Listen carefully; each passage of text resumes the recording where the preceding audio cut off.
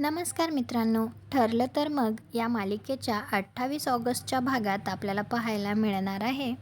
अर्जुनची condition खूप critical असते, तर सायली त्याच्याजवळ येऊन त्याला म्हणत असते, अहो उठा ना हो, एवढा राग कोणी धरून ठेवतं का?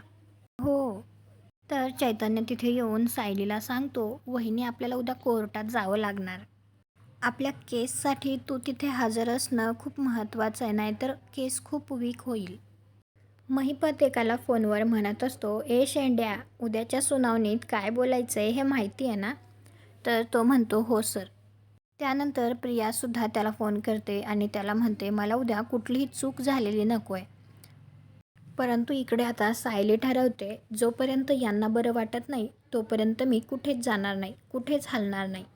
तुम्हाला हा भाग कसा वाटला ते कॉमेंट करून नक्की सांगा.